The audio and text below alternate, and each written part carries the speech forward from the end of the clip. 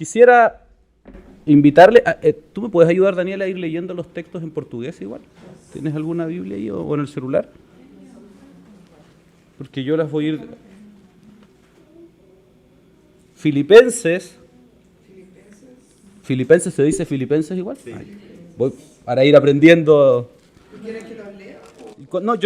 Yo los voy a leer en español y después tú los puedes releer porque esté más fresco el texto antes de, puede que en español no se entienda del todo.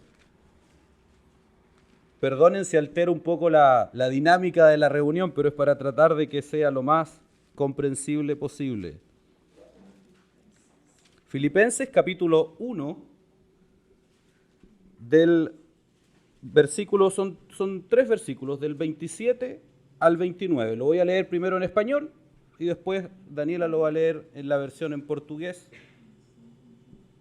Dice, solamente que os comportéis como es digno del Evangelio de Cristo, para que, o sea que vaya a veros o que esté ausente, oiga de vosotros que estáis firmes en un mismo espíritu, combatiendo unánimes por la fe del Evangelio, y en nada intimidados por los que se oponen, que para ellos ciertamente es indicio de perdición, mas para vosotros de salvación, y esto de Dios, porque a vosotros os es concedido a causa de Cristo, no solo que creáis en Él, sino también que padezcáis por Él.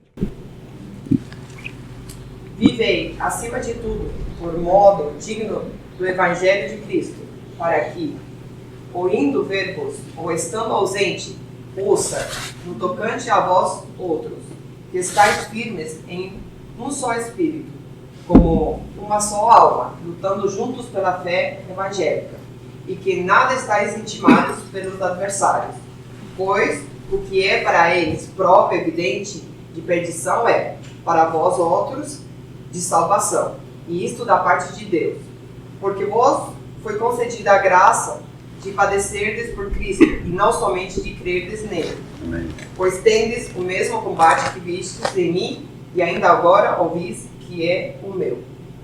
Ok, oremos. Señor, en el nombre de Jesús, primero que todo, gracias por permitirnos estar hoy acá, por permitirnos estar reunidos en tu nombre. Señor, es un privilegio, permítenos ser conscientes del privilegio que significa poder reunirnos para adorarte. Y lo digo, Señor, consciente de que en este mismo instante millones de hermanos como nosotros no tienen este privilegio. Permítenos valorar esta instancia, Señor. Señor, en esta hora yo te pido que tú dirijas este tiempo. Señor, que tú nos hables. Señor, que tu gracia sea abundante para que podamos recibir de ti. Señor, líbrame y permíteme abandonar cualquier recurso, cualquier capacidad, cualquier idea de autosuficiencia, para que tu gracia y tu gloria se manifiesten en esta hora. Humíllame a mí para que tu gloria sea exaltada por medio de tu palabra en esta hora. Visítanos con el poder sobrenatural de tu Espíritu. Y que tu palabra, Señor, más allá de las diferencias culturales, más allá de las diferencias de idioma, más allá, Señor, de todas esas limitantes, sea tu Espíritu quien nos hable en esta hora. Toma el control de esta instancia, Señor. Yo renuncio y descanso completamente en tu gracia, que sea tu gracia la que dirija esta instancia. En el nombre de Jesús. Amén. Hermanos, cuando revisamos este texto, yo siempre acostumbro, es más bien una cosa de estilo personal, tratar de poner un poco en contexto lo que acabamos de leer.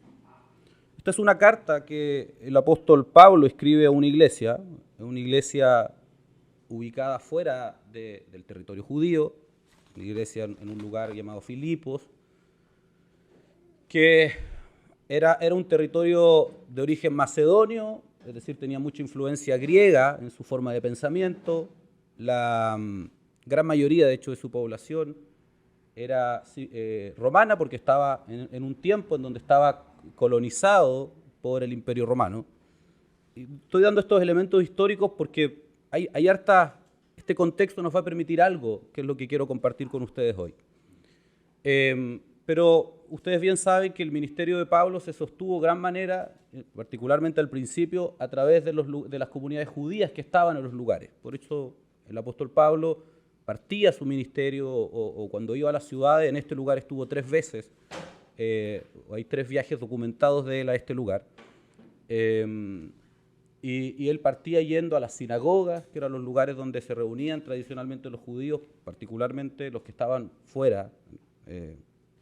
Eran lugares de reunión de esas colonias. Y por la, obviamente, relación que había con la doctrina judía, le permitía al apóstol Pablo predicar el Evangelio.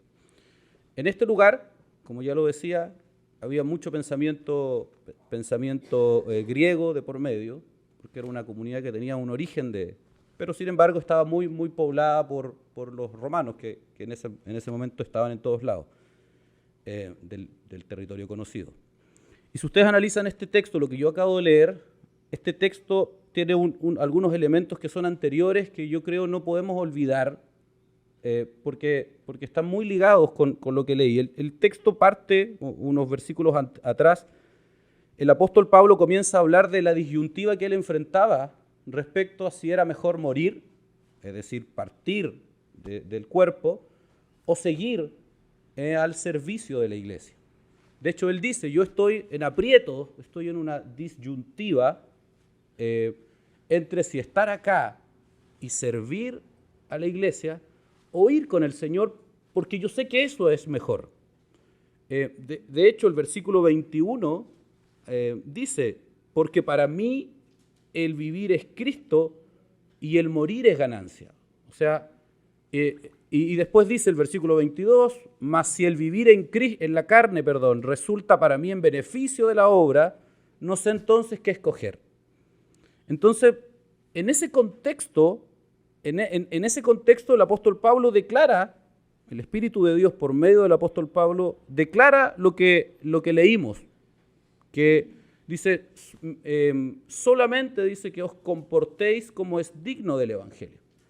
Es interesante que el apóstol Pablo establece una relación entre su presencia, entre su permanencia al servicio del cuerpo y lo que implica una vida conforme al Evangelio. El texto usa una palabra acá que habla de el comportéis. Voy a ahondar en detalle respecto a ese término, pero debemos partir de una base que aquí está refiriéndose respecto a un estilo de vida, a una forma de vida, a conductas, a expresiones exteriores. La palabra de comportéis, que implica algo que es visible, no está aludiendo, con eso no digo que no hayan elementos del Evangelio que son invisibles, ¿sí? Pero este pasaje en particular está refiriéndose a elementos que son visibles, que son comprobables por medio de la vista, ¿se entiende? Y dice que os comportéis como es digno del Evangelio. Hago un punto acá. Si nos dice que nos comportemos como es digno del Evangelio, nosotros tenemos que saber que existe una forma de comportarse que no es digna del Evangelio. ¿Se entiende? Ahora, expliquemos un poquito, solo para rememorar qué es lo que es el Evangelio.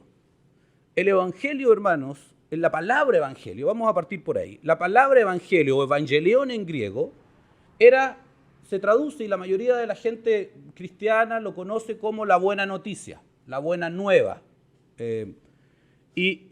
Pero la palabra, esa sola frase, no explica el sentido que hay atrás de ese concepto. El concepto evangelio lo usó Jesucristo. De hecho, fue lo primero que dijo: arrepentíos y creed en el evangelio. Él acuña, ¿se entiende? Él utiliza ese concepto, pero ese concepto tiene un contexto que yo quiero explicarles para tratar de darle sentido a lo que quiero compartir hoy. el concepto de evangelión era un concepto bélico, un concepto de guerras. Evangelión era el mensaje que entregaba el mensajero de la guerra. O sea, cuando, por ejemplo, el pueblo judío, el pueblo israelita estaba en una guerra, en el contexto de la guerra, desde el lugar de la guerra hasta la ciudad o hasta un determinado lugar, había un mensajero, una persona, no sé, sería a caballo, en lo que fuese, en el medio que tuviese, que viajaba con el evangelión, con la buena nueva de que la guerra se había acabado, de que habían vencido, etc. Ese es el concepto que hay atrás del concepto de la idea, perdón, de la palabra evangelio. Ahora, ¿por qué esto es importante? Porque la Escritura nos enseña que la humanidad está bajo la guerra de Dios. ¿Se entiende? Está bajo la ira de Dios. La humanidad nace, usted y yo nacemos, esto es un estado previo o es un estado establecido para cada ser humano, que nacemos lejos de Dios, bajo la ira de Dios, por causa de su santidad, de su rectitud. El hombre está en un estado de oposición completa a Dios. ¿De acuerdo? Yo creo que no estoy diciendo nada nuevo acá.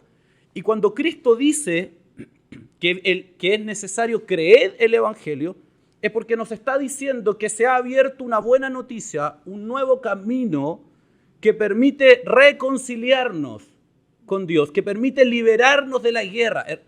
Hermanos, si la guerra de Ucrania con Rusia es desproporcionada, o sea, Rusia es mucho más grande, mucho más fuerte que Ucrania, una oposición, una guerra entre el hombre y Dios es aún más, ¿me entienden? O sea, es insensato creer que el hombre tiene alguna posibilidad frente a Dios. Ahora, ¿qué es lo que hace que el hombre esté en esta guerra con Dios? La condición de muerte espiritual que engendra una serie de prácticas, de vida, de acciones, de pensamientos y de omisiones. O sea, no solo Dios desprecia lo que el hombre hace por causa de que está muerto, sino también desprecia lo que el hombre no hace. Cuando usted va al Antiguo Pacto, usted encontrará que los sacrificios que Dios exigía eran por lo que el hombre hacía, pero también era por aquello que no se hacía.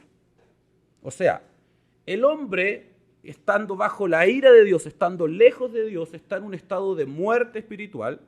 Esta es la condición natural de todo ser humano, y por consecuencia engendra un estilo de vida, una práctica de vida que es repugnante frente a Dios. ¿Se entiende repugnante? ¿Sí? Entonces, esa forma de vida, ese conjunto de acciones, de pensamientos, de emociones, de conductas y de omisiones, es decir, aquello que no se hace, es aquello que hace que el hombre esté permanentemente, el hombre natural, esté permanentemente en oposición contra Dios. Ahora, viene el Evangelio, viene Cristo, le muestra al hombre esta condición, porque además sabemos que el hombre en esta condición no puede ver siquiera su propia condición. Es por consecuencia este estado de muerte espiritual, el hombre es inclusive incapaz de verse en esa condición, lo cual, por cierto, no lo hace excusable.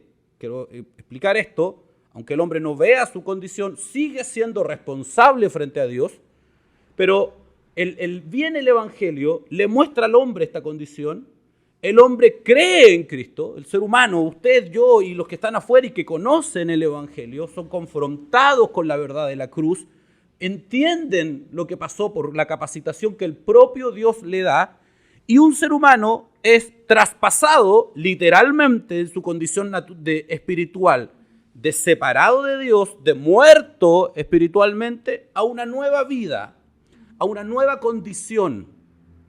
¿Se entiende? Perdón, corrijo algo. No una nueva vida, a una vida. Hago esta aclaración porque es muy común, yo no sé si se da acá, pero al menos allá, en Chile, o en español al menos, se habla mucho de que la vida en Cristo es una nueva vida. Es la única vida. Sin Cristo no hay vida. Es un estado de absoluta separación y de muerte permanente. El estar muerto espiritualmente no es un lugar donde los hombres están, es un estado, y es un estado eterno porque el hombre es un ser eterno. Yo creo que debemos no perder de vista, no olvidar que el hombre fue creado eternamente como un ser eterno, porque fue hecho a imagen y a semejanza de su creador, que es eterno, y por consecuencia su existencia es también eterna. Eternamente vivo o eternamente muerto primero, esa es la condición en que están todos los hombres naturales, o eternamente vivos. Entonces, cuando el hombre es sacado de esta condición por medio única y exclusivamente del poderoso evangelio de Jesucristo, no hay otra forma, el hombre es traspasado a un estado espiritual en donde el propio Dios viene a habitar en la vida de ese hombre o de esa mujer. Es el propio Dios que hace tabernáculo, ¿se entiende? Templo dentro de este hombre, de esta criatura, de esta alma humana, y comienza a vivir en el hombre esta nueva identidad que significa estar en la luz, en el reino de Jesucristo, ser cristiano, ser creyente, y hay un montón de expresiones, hay muchas expresiones bíblicas para referirse a esta misma idea. Entonces, cuando el apóstol Pablo en Filipenses dice que es necesario y enfatiza que os comportéis como es digno del evangelio, nosotros tenemos que tener en mente este concepto. Este concepto de que hoy día nuestra identidad ya no es la que teníamos cuando estábamos muertos en nuestros delitos y pecados. Que hoy día estamos en una condición, en un estado que es eterno, que tiene una trascendencia inclusive a nuestro cuerpo, a nuestros años en esta tierra, en un estado en donde el propio Dios habita dentro de sus hijos. Hermanos, los reformadores en el siglo XVI acuñaron, ¿se entiende? Y crearon, inventaron un concepto. Es un concepto en latín que significaba coram deo. No sé si lo han oído alguna vez. Coram deo es una frase que transmite la idea de estar frente a la retina de Dios.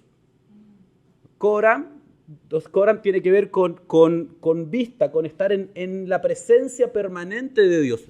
Y crearon este concepto, estoy hablando de Martín Lutero, de Juan Calvino y reformadores de la época del siglo XVI, para transmitir esta nueva identidad en cual el cristiano vive, que es que está permanentemente frente a la retina de Dios.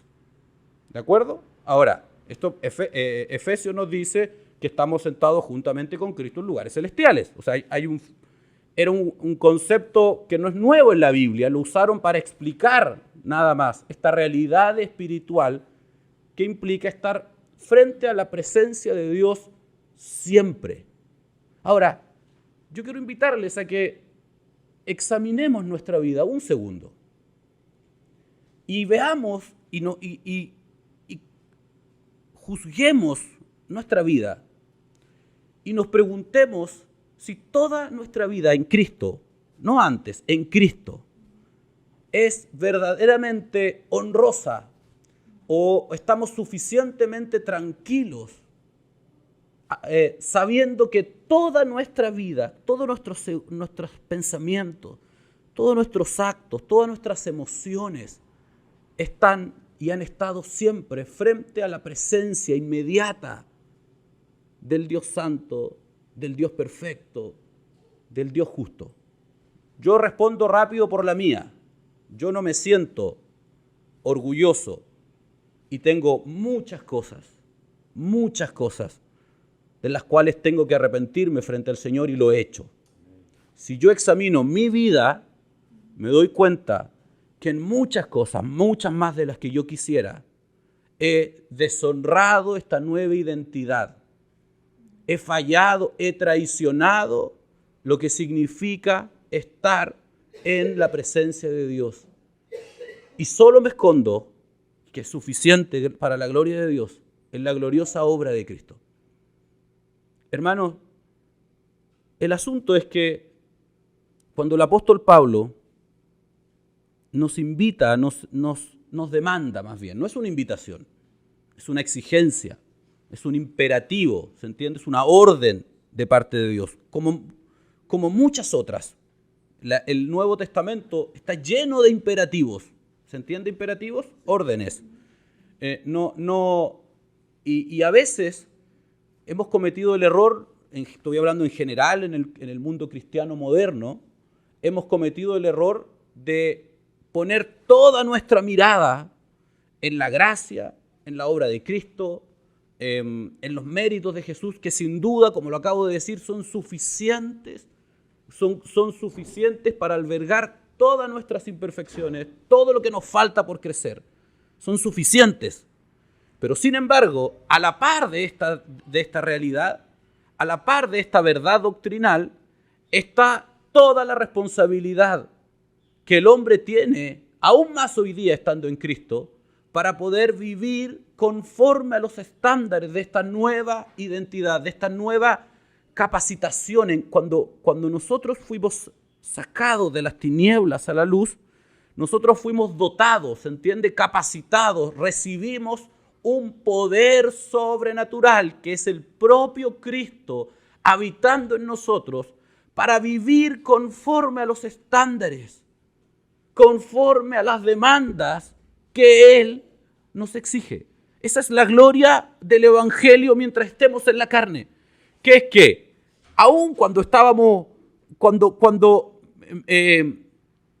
mientras estábamos muertos, no teníamos ninguna posibilidad de hacer aquello que Dios demandaba.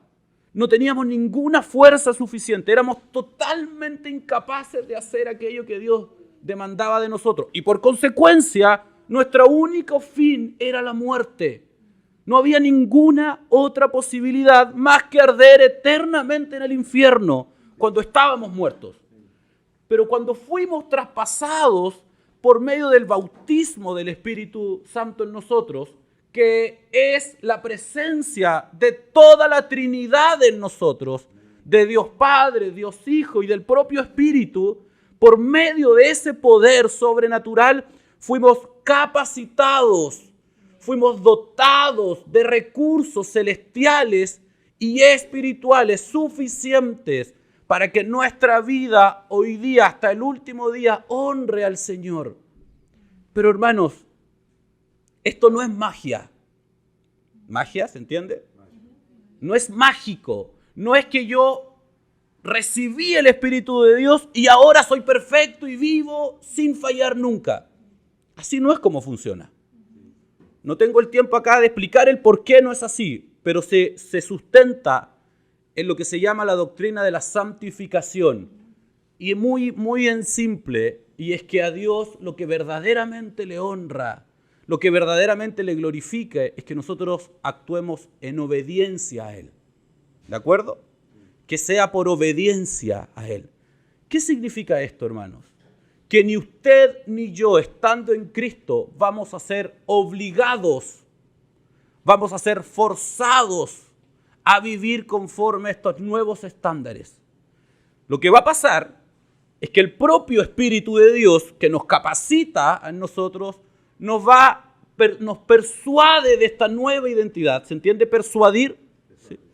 ¿Sí? Nos persuade, nos convence por medio de una nueva naturaleza que opera hoy día en nosotros. Yo antes amaba lo malo. La Biblia enseña que el hombre natural desprecia lo malo, lo bueno, y ama lo malo. Se complace, se alegra en la maldad.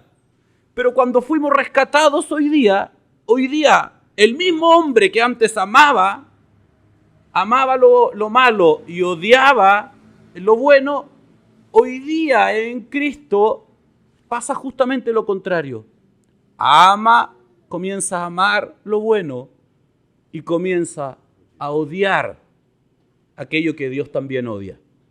Esto es una transformación interna que una transformación sobrenatural, pero que opera en nuestro interior, pero que, insisto, no nos arrastra, no nos fuerza, no nos obliga, sino que nos va persuadiendo desde adentro. ¿No les ha pasado que de pronto, estando en Cristo, se han visto en situaciones que antes disfrutaban, que hoy día detestan, que hoy día les molesta? ¿No les ha pasado que en la vida diaria, que hoy día hay cosas que hacemos y que de pronto decimos, no, esto no está bien, esto a Dios no le gusta? Muchas de ellas inclusive cosas que podían ser prácticas comunes que teníamos antes, que de pronto hoy día, estando en Cristo, empiezan ya a ser incómodas, a molestar en nosotros. Ahora, cuando eso sucede, usted no está obligado a dejar de hacerlas, pero uno quiere dejar de hacerlas, producto de esta transformación interna que yo les estoy diciendo. Se transforma en algo cotidiano, esta nueva identidad. Hermanos, aquí, por eso es tan importante la predicación del Evangelio, porque la predicación del Evangelio lo que hace es mostrar, es exponer los altos estándares de esta nueva vida, de esta nueva dimensión, que para un hombre natural es imposible poder vivir, pero para nosotros en Cristo es posible por causa de este poder. Quiero que me entiendan en esto. Usted y yo no podemos cumplir los estándares de Dios. No podemos. Es imposible que podamos vivir conforme a lo que a Dios demanda. Pero cuando estamos en Cristo, no es usted y yo, es Él en nosotros. Pero hermanos, no olvidemos que Él no nos obliga. Él no nos fuerza. Hermanos, de repente las circunstancias, la aflicción, una enfermedad, alguna situación compleja en nuestra vida, lo que hace es conducirnos a ser corregidos en determinadas áreas, a ser transformados, a ser perfeccionados. Por eso la Biblia habla de este proceso, no que ya no seamos perfectos, sino es una forma que la Biblia utiliza para mostrar que tenemos que ser corregidos y despojados de toda esa basura. ¿Se entiende? Sí. De repente, mi temor es decir algo que signifique otra cosa, por eso... Sí. Me ha pasado por eso. Entonces, estas circunstancias, quiero decir, lo que hacen es que van limpiándonos de toda la basura que teníamos antes. Eso es, hermano, la vida de un hombre natural es delante de Dios despreciable. ¿Se entiende? Una de las palabras, la Biblia dice que Dios tiene ira contra el pecado y contra el pecador. No hay una separación. Y no hay una separación porque el hombre muerto es pecado. No solo hace pecado, es. Porque ya les dije que pecado es lo que se hace, pero también lo que no se hace. Por lo tanto, inclusive un hombre muerto, un hombre natural, su ser, su sola presencia, su sola existencia implica delante de Dios una molestia. Cuando la Biblia en el Antiguo Testamento habla de la palabra ira en hebreo, una de las acepciones, ¿se entiende? Una de las definiciones de la palabra ira es esta expresión que usamos cuando olemos, ¿se entiende? Cuando sentimos un olor repugnante. Cuando uno pone esa disposición en la nariz, así como, ¡oh! ¿Sí? Una de las expresiones de ira en del Antiguo Testamento es esa. Porque para Dios es inaceptable, es repugnante el pecado del hombre. Yo lo digo esto porque vivimos en una sociedad moderna que ha naturalizado el pecado, ¿se entiende? Hay música que habla de pecado, hay películas que hablan de pecado, inclusive eso ha trastornado, ha distorsionado el pensamiento de la iglesia, reduciendo la gravedad del pecado. Al punto que aceptamos en nuestra cotidianidad pecados que sabemos que son pecado, pero que simplemente los consideramos aceptables o tolerables en nuestra vida. Hermanos, yo no les estoy haciendo un llamado a una vida de perfección, de santidad. No somos ángeles, ¿de acuerdo? No somos ángeles todavía y mientras estemos en el cuerpo vamos a vivir de arrepentimiento en arrepentimiento. Pero lo que no es aceptable delante de los ojos de Dios es que normalicemos una vida y aspectos de pecaminosidad, del pecado, de lo que éramos, que hoy día, estando en Cristo y sabiendo que está mal, los aceptemos en nuestra vida. No se trata, hermano, no se trata de una, no sé si se va a entender esto, una moralina, de una moral, de una moralina, no sé, en español es como como de ser santurrón. Sí. Sí. No se trata de tratar de vivir en una moralidad que no es real. Se trata de amar la rectitud, la santidad, la justicia que Dios ama de tal forma que cuando vemos impiedad en nuestra vida, nuestra única reacción sea doblar nuestra rodilla frente al Señor para que nos corrija. ¿Me entienden?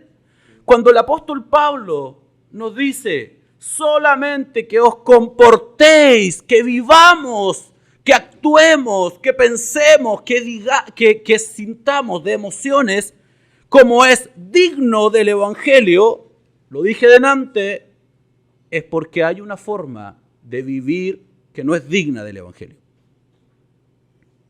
Dice, hermano, usted avanza 2 capítulos más y el apóstol Pablo en Filipenses 3, esto es un texto, creo yo, al menos en español, muy famoso.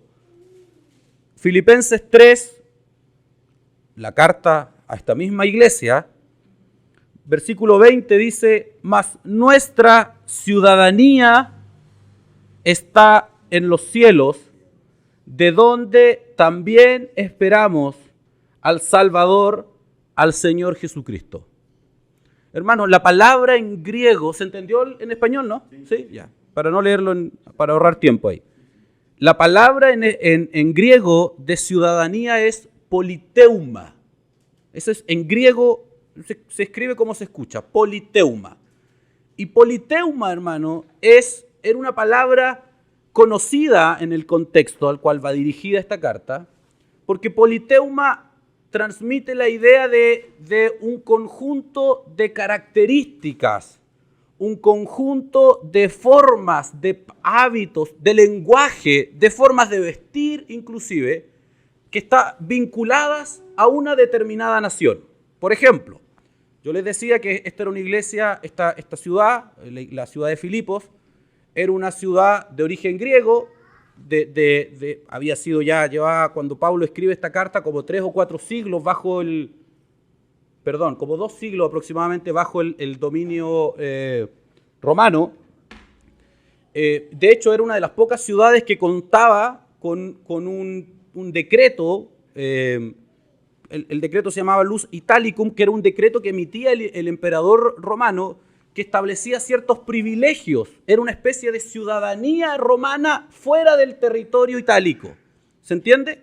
O sea, los miembros de esta ciudad, por ejemplo, hay ciertos impuestos que ellos no pagaban, tenían ciertos beneficios, por ejemplo, eran tratados a la hora de ser juzgados como ciudadanos romanos, pero la gran mayoría de ellos, o muchos de los que estaban allí, no eran romanos, naturalmente. ¿Se entiende? Aunque eran tratados como ciudadanos romanos, porque su politeuma, su ciudadanía, era romana sin serlo. ¿De acuerdo?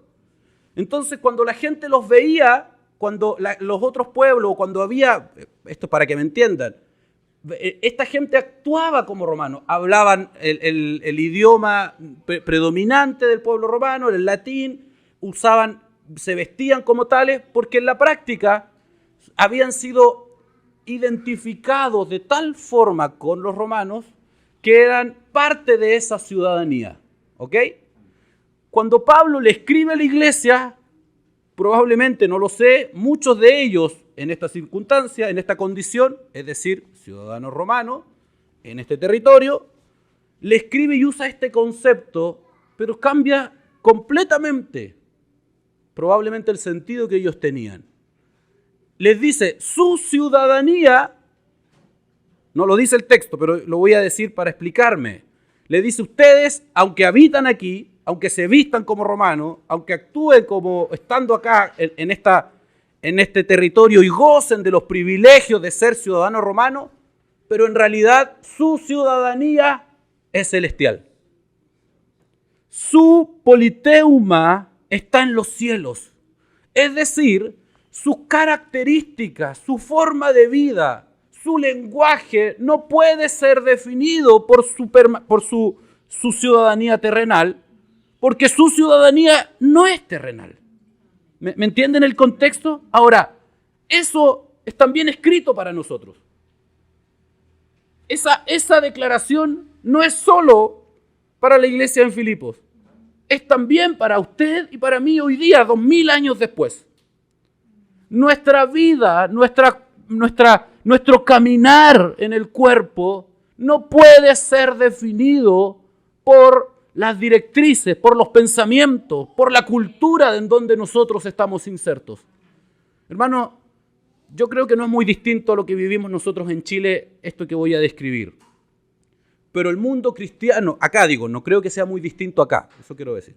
Pero el mundo cristiano está bajo fuerte opresión, bajo los pensamientos cristianos, están bajo fuerte presión, bajo fuerte exigencia de sus enemigos, de sus adversarios, en todas partes del mundo. La persecución de los cristianos hoy día, según organismos validados en esto, es más grande como nunca antes en la historia humana. Hoy día mueren más cristianos que nunca antes en la historia de la iglesia cristiana. Hoy día.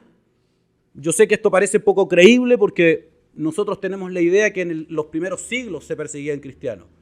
Pero, hermanos, en este momento hay hombres y mujeres como usted y como yo que están reunidos arriesgando su vida y probablemente muchos de ellos van a morir hoy por causa de la fe.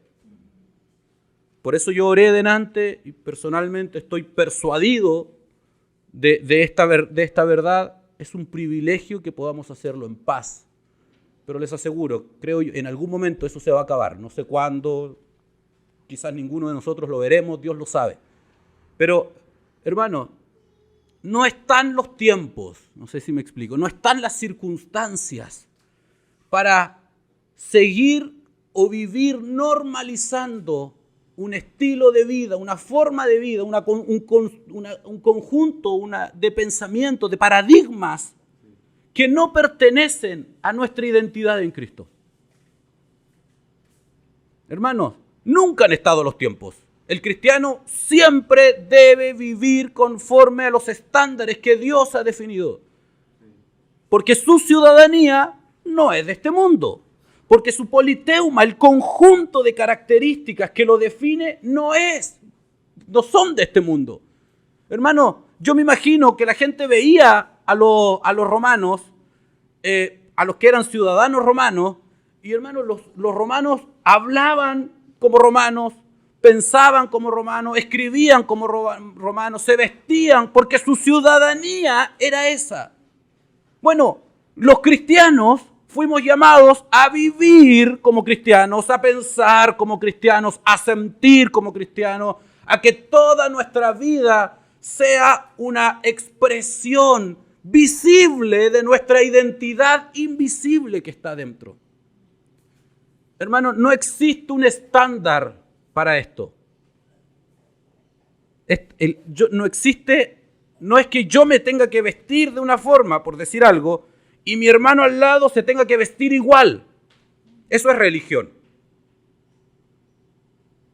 La gracia opera internamente y la gracia es multiforme, tiene muchas formas. No se trata de uniformar a los cristianos. Yo no les estoy hablando de eso. Desde lo visible, de lo externo, no todos vamos a cambiar de la misma forma. No todos vamos a ser transformados en las mismas cosas. Algunos seremos corregidos en determinadas áreas primero que otros. Pero sí hay un común denominador, ¿se entiende? Algo que es transversal en todo redimido. El compromiso, la convicción, la motivación de que toda su vida en aquello que es capaz de ver, honre a aquel que lo llamó de las tinieblas a la luz. Hermanos, si este elemento no está presente, debemos preguntarnos si de verdad la naturaleza de Cristo está en nosotros. O sea, si yo puedo aceptar en mi vida aquello que sé que Dios no acepta, yo tengo que preguntarme si de verdad soy hijo de Dios o no. ¿Se entiende? ¿Se entendió lo que dije? ¿Por qué?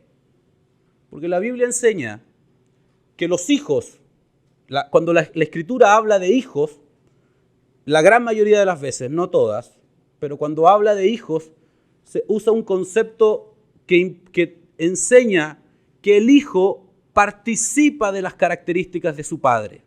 Por eso, cuando Jesús dice, ¿se acuerdan en un momento en que él se llama a sí mismo hijo de Dios? Y los fariseos se espantan y dicen, se hizo igual a Dios. Y uno lo lee y dice, ¿pero cómo? Dijo que era hijo de Dios. Para nosotros el hijo está aquí y el papá está aquí. En la Biblia no es así. En la Biblia el hijo participa de las cualidades, ¿entiende? De las características de su padre. Por eso el hijo de Satanás vive y habita y actúa, igual que su padre, que es Satanás.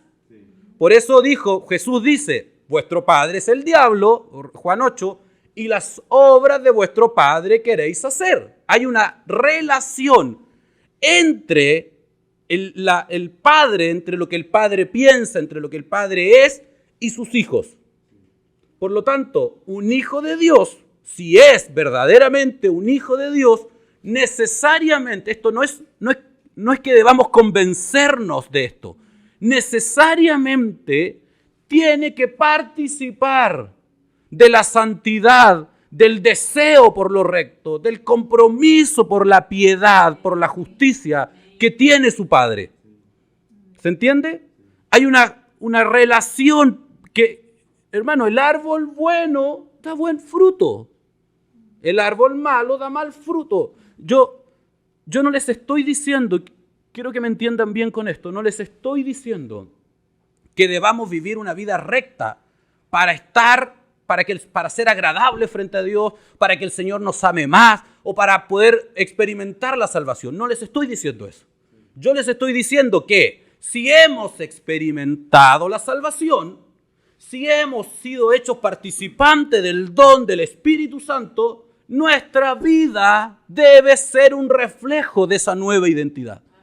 Y si no lo es, yo tengo que preguntarme dónde está el problema. Porque, hermanos, el problema puede ser que yo nunca haya experimentado la regeneración. Hermanos, con todo respeto digo esto, pero que yo ore, ¿se entiende orar? ¿Sí? Que yo cante, que yo lea la Biblia o que me guste venir a la iglesia, no son garantías de la redención. Que me guste estar con los hermanos, que me caiga bien, que llore cuando escucho una alabanza bonita. No, ¿alabanza? ¿Sí? ¿Cántico? Gracias, perdón. No son garantías de una transformación. Miren, sigamos en Filipenses.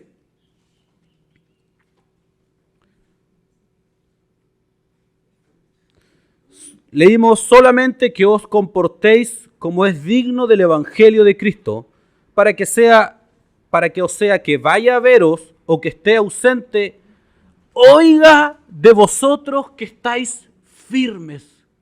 Miren qué interesante cómo el Espíritu de Dios, por medio del apóstol Pablo, establece una relación entre un estilo de vida y la firmeza.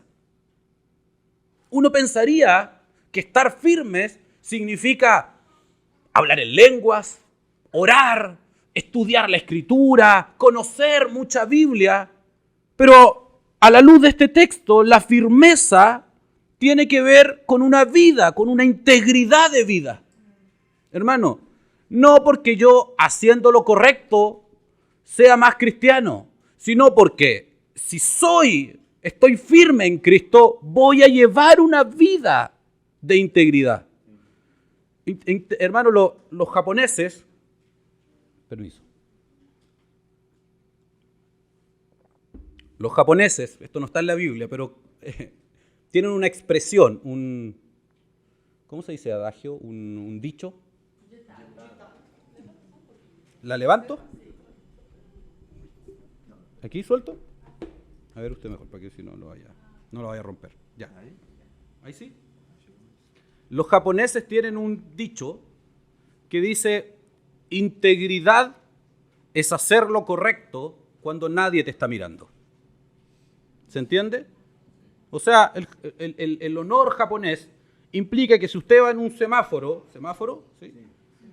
Y está en rojo y no vienen vehículos, no digo que no hacerlo sea pecado, quiero poner un ejemplo, nada más, y no vienen vehículos, espera hasta que cambie la señal, porque ellos entienden culturalmente que lo correcto es cruzar cuando esté en verde, no cuando vengan vehículos, ¿ok?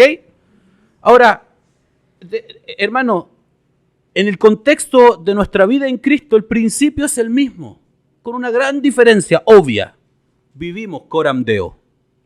Vivimos con alguien viéndonos siempre. Vivimos sabiendo, hermanos, que estamos frente a la retina del Dios Santo cada segundo. Hermano,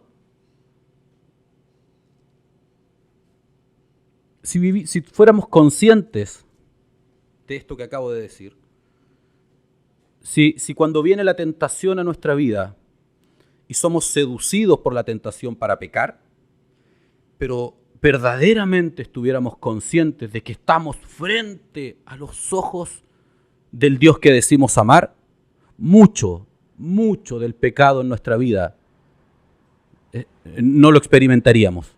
Renunciaríamos a mucho del pecado en nuestra vida si de verdad esta idea de estar siempre frente a la retina de Dios estuviera arraigada, ¿se entiende? La creyéramos verdaderamente. Hermanos, esta es una muestra visible de esta realidad invisible. Y esta es la verdadera firmeza.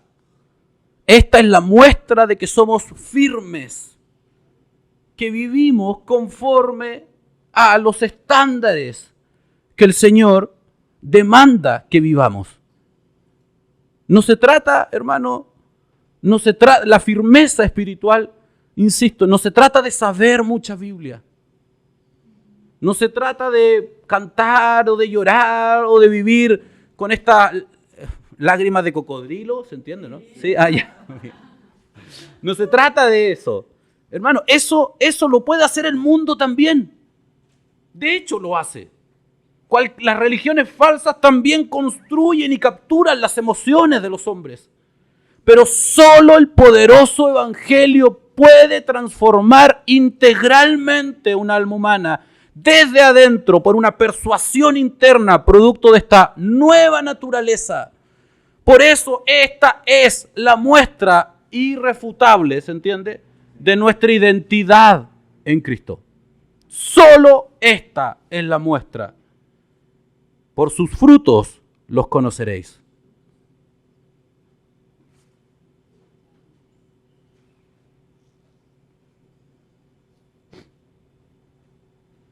Quiero leerles otro texto en 2 Corintios 5:14. ¿Hay alguna forma de saber el tiempo, hermano? ¿Estaba grabando? ¿Estoy bien? No diga eso, hermano. 50 yo, ¿viste?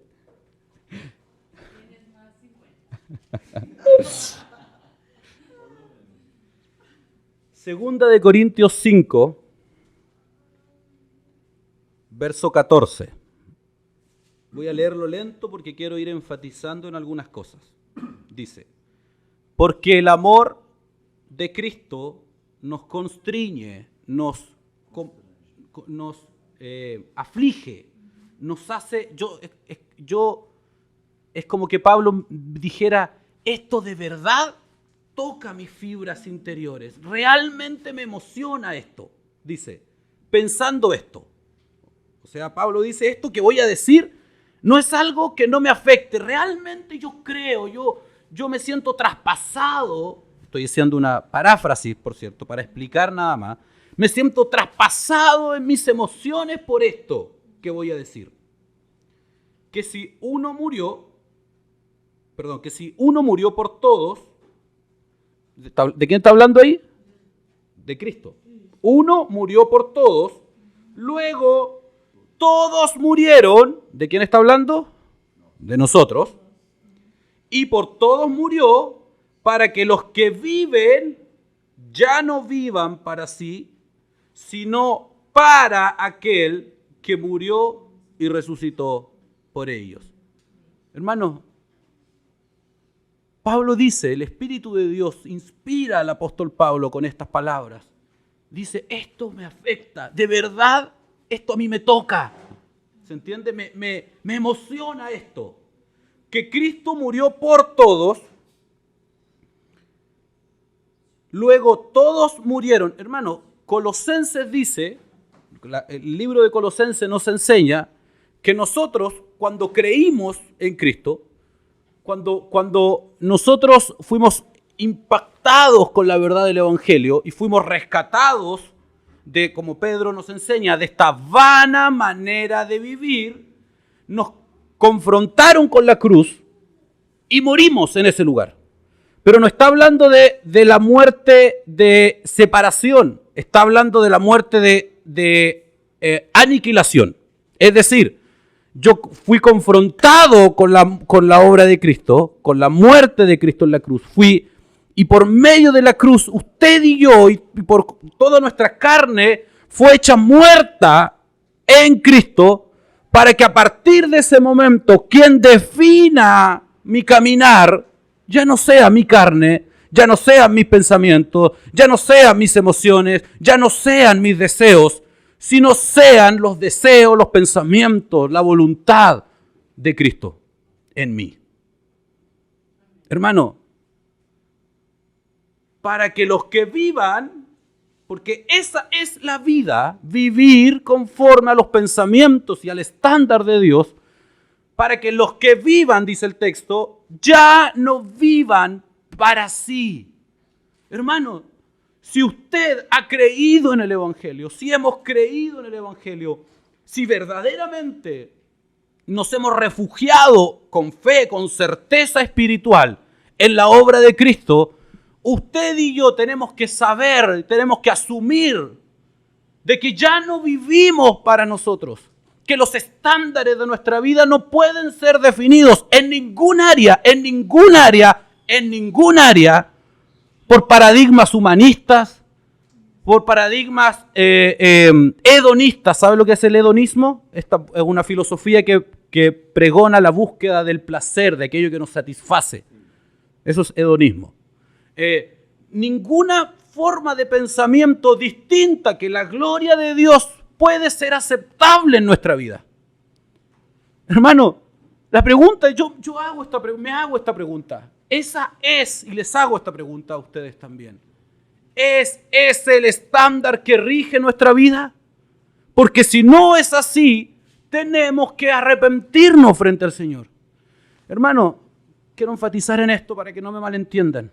Yo no estoy hablando de una vida de que en todas nuestras áreas estén todos los problemas resueltos en nuestra vida.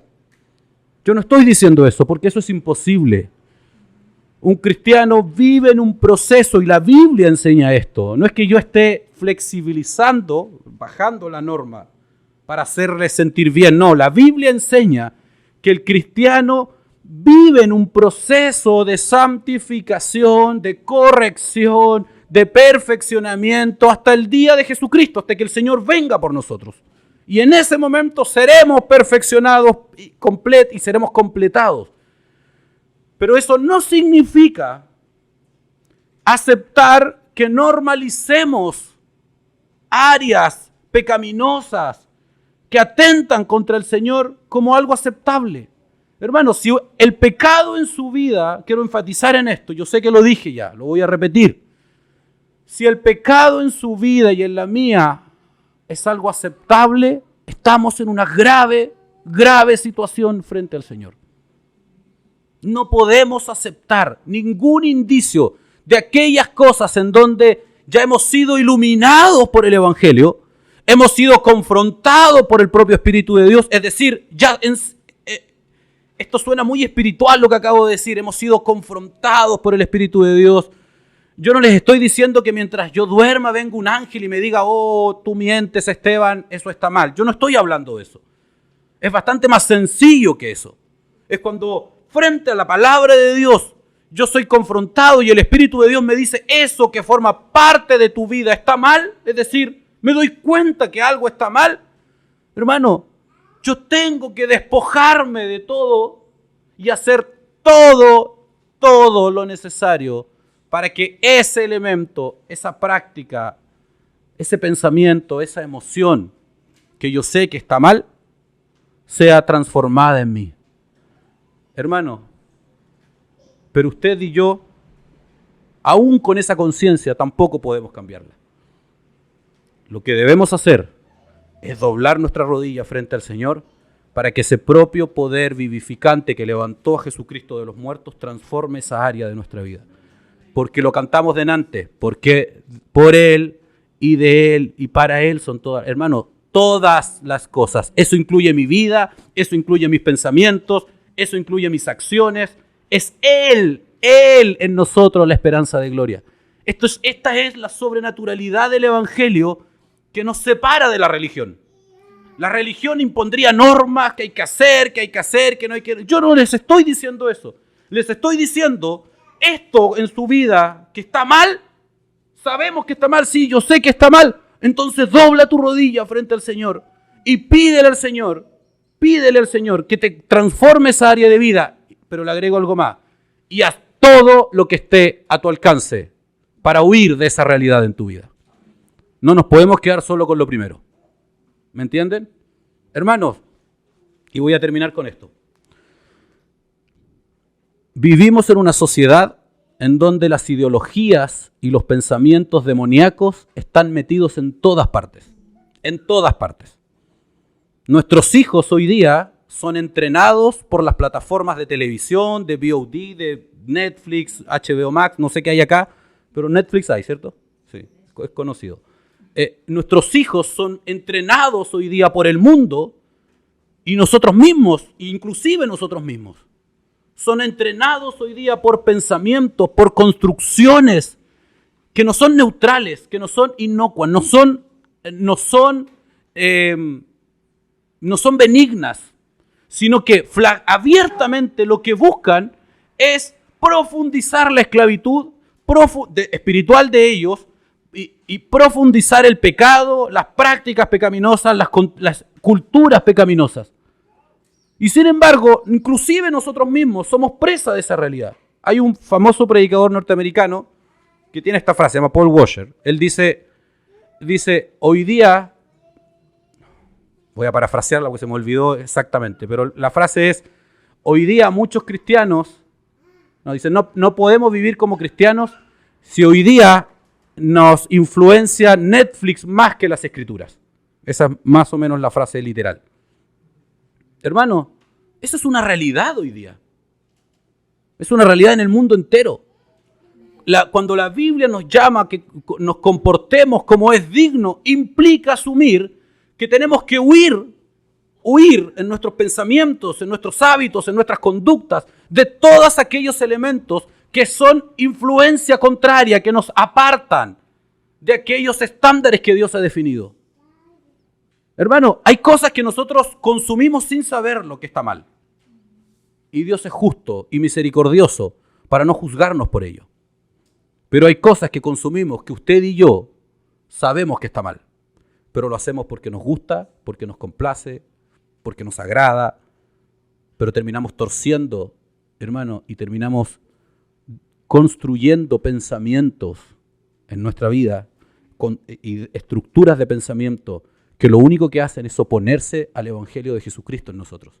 Por eso Jesucristo dijo, o sea, el apóstol Pablo, dijo, llevando cautivo todo pensamiento a la obediencia a Cristo. Miren qué interesante. Podemos tener pensamientos que no están cautivos a la obediencia a Cristo. Y es la realidad. Muchos de nuestros pensamientos hoy día no están cautivos a la obediencia a Cristo. Y el mundo en el que vivimos nos influencia hoy día, pero significativamente, hermano, y hemos normalizado esa realidad. Yo no les estoy diciendo, otra vez digo, que tenemos que apartarnos o ir a vivir a un monasterio, ¿se entiende? ¿Sí? Y vivir una vida al margen. No, yo no estoy... Jesucristo dijo, no los saques del mundo, guárdalos del mal. O sea, tenemos que aprender por esta nueva identidad del Evangelio a vivir en medio de la basura en la cual vivimos, de la mugre en la cual vivimos, llevando una vida de rectitud, de santidad, de integridad, protegiéndonos en todas aquellas cosas que podemos hacerlo. Hermano, Daniel, el conocido profeta Daniel, llevó un ministerio exitosísimo en Babilonia. Hermano, Babilonia es la cuna de la depravación, de las distorsiones, y él llevó una vida íntegra, santa. Conocemos lo que significó su ministerio dentro, al servicio de Dios, en medio de esa cultura, de esa forma de pensamiento. Es posible, pero hermano, el poderoso evangelio es suficiente para permitirnos y para darnos el regalo, el privilegio que significa poder vivir en medio de un mundo caído, torcido, pero vivir en todas las áreas como es digno del evangelio al que hemos sido llamados. Es posible, pero se requiere, hermano, un compromiso, una decisión. Hermano, lo dije consciente, se requiere que dispongamos nuestra vida y comprendamos de una vez por todas que si fuimos sacados de las tinieblas ya no vivimos para nosotros, sino vivimos para aquel que murió y resucitó por nosotros, o sea, para Cristo. Cuando la Biblia enseña que fuimos comprados, cuando yo voy y compro mi teléfono, el teléfono ya no es de a quien que se lo compré. De hecho, el teléfono ni siquiera es de sí mismo, es de a quien que lo compró. Cuando Cristo nos compró en la cruz, nos hizo de Él, nos hizo para Él, y por lo tanto ese debe ser el reflejo permanente, cotidiano, no solo aquí en la iglesia, hermanos. Aquí en la iglesia o cuando nos reunimos somos todos santos, somos todos rectos, aquí no fallamos. No digo aquí en particular, estoy hablando del lugar de reunión, ¿me entienden? Si es cuando verdaderamente mostramos de qué tela estamos hechos, de qué material estamos hechos, ¿se entiende? Cuando verdaderamente mostramos de qué estamos hechos, es cuando estamos solos, es cuando nadie nos ve, en la cotidianidad, en el contexto del matrimonio para los que estamos casados, en esos momentos en donde verdaderamente mostramos quién verdaderamente somos. Quiero leerles este texto para finalizar, Romanos 13.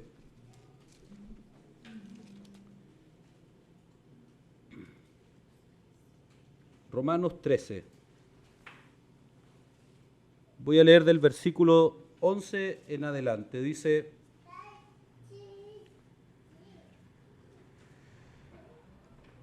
y esto, conociendo el tiempo, que es ya hora de levantarnos del sueño, porque ahora está más cerca de nosotros nuestra salvación que cuando creímos, y la noche está avanzada y se acerca el día. Desechemos pues las obras de las tinieblas y vistámonos de las armas de la luz.